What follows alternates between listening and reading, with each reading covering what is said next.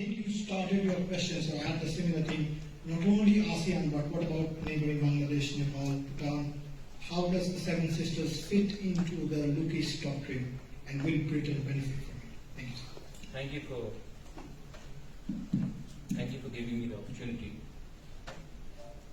There was, of course, Manoj Jhaji is from Bihar, and that is also, I consider, a part of East. And defense expert has very eloquently spoken about the Indo-Pacific, the strategic importance of Indo-Pacific. The lady here, she's spoken about economic aspects, and I completely agree. There is one thing which I would like to explain to everyone else, is that we're talking about India. India is just not a singular entity. India is not about, and when you come to London, we don't expect only to see the Britishers. We see different cultures, we taste different cuisine. But India is far bigger than that. So what works for you in, let's say, Hyderabad? I see a lot of people from Telangana here. What works for you in Hyderabad may not work with someone, this lady who's from Canada. There are different rules. What works in Uttar Pradesh need not work in Tamil Nadu. So one has to understand that what are you coming to India and dealing with? Does the future of India lie in its big cities? I think they're saturated. That's why we have a lady like Angela Rayner, who's from Stockholm, and she's probably projected as a leader for the future.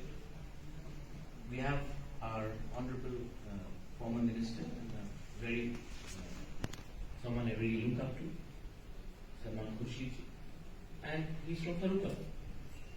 So I don't think that the idea of India lives in the cities anymore.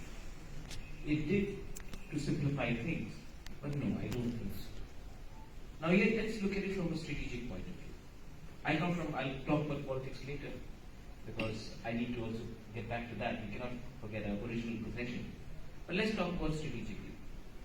China is a threat. Everybody says China is a threat. Where is China a threat? In Uttar Pradesh. No. Is China a threat in Nepal? Absolutely. They are controlling the entire influence of China is there. The Chinese influence in Myanmar, which is just next to us. The China coming into Sikkim and the Finger area, taking in territories from Bhutan. China looking at influencing through Asian Development Banks in Bangladesh. China coming and taking over a port of Sri Lanka. China having a huge amount of influence and blocking India's entry into ASEAN countries. China will not defeat us through military. China will economically starve us. And what are we doing in the Eastern theatre? England and India have a shared history. We talk about colonialism. I grew up in a school. I studied in a school which was Irish Brothers.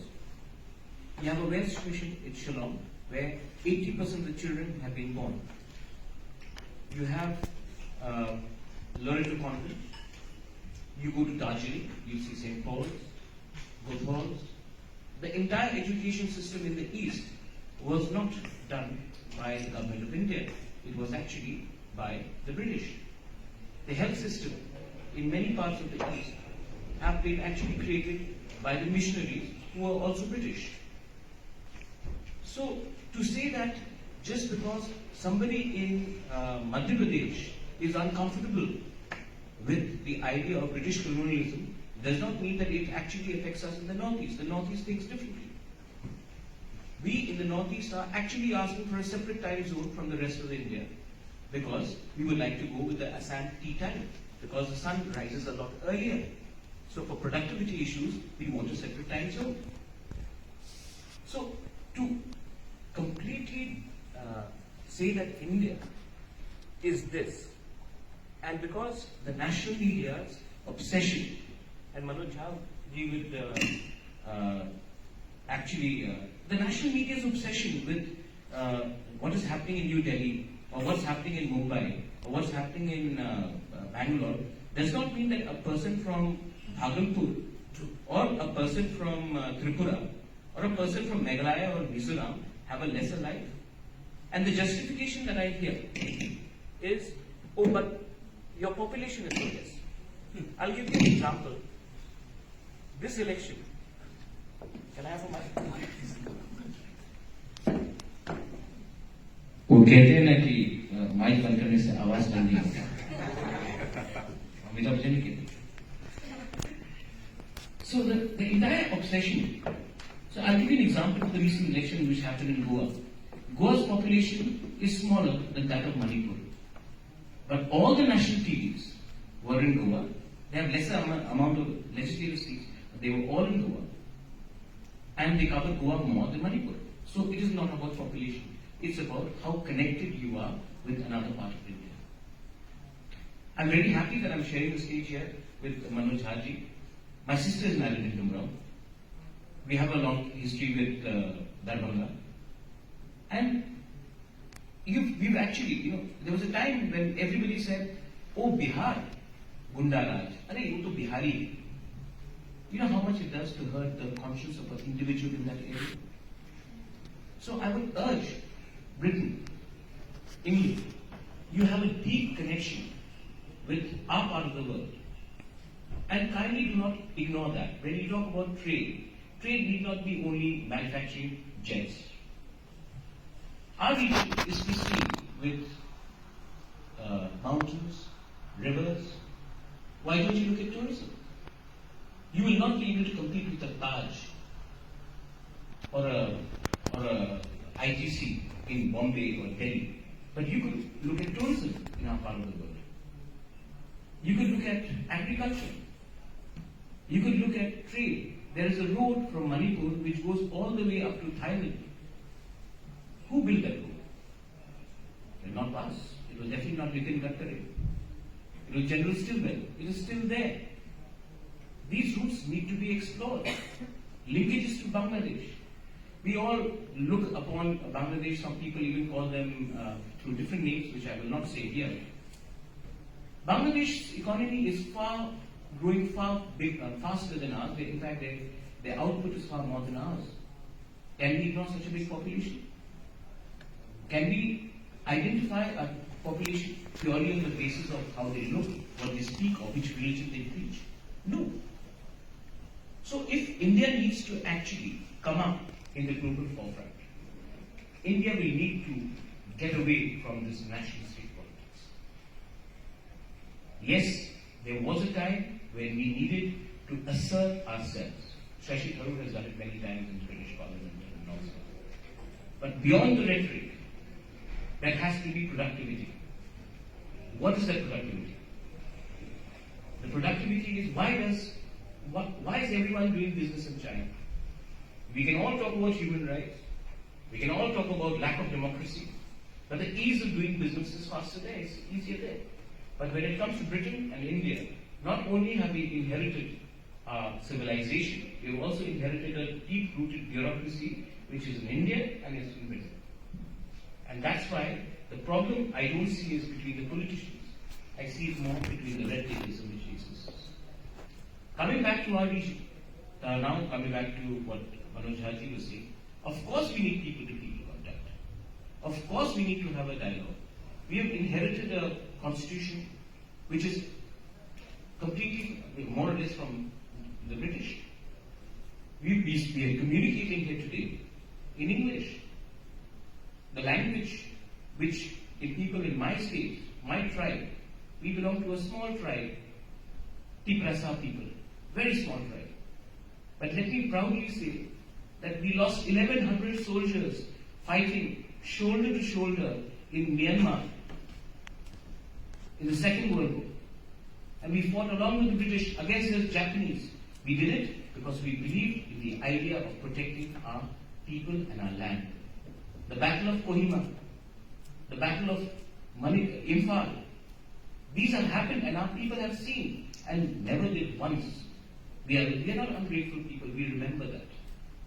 So I urge all of you all to even explore that part of India, where you will not be bowed down by hostilities of the past.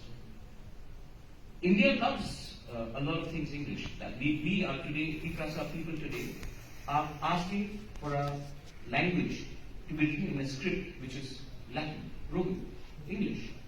Because we understand that tomorrow if we have to go and seek opportunities, it is always easier to learn English.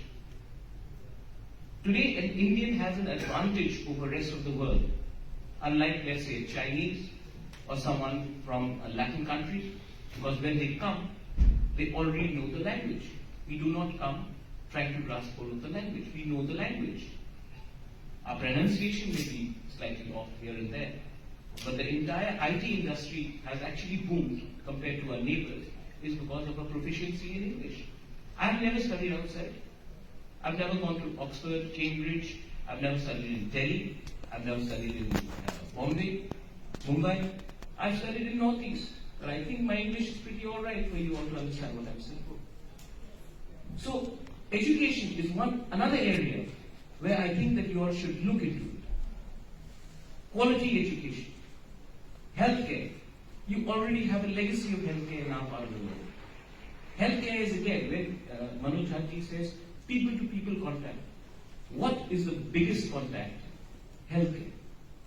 Healthcare can move, shape and move wonders in this world. Healthcare is something you should look at. Tourism is something you should look at. Because tourism is not only about building hospitals, sustainable tourism is something you should look at. Energy, climate change. We all worry about climate change. We are rich in resources.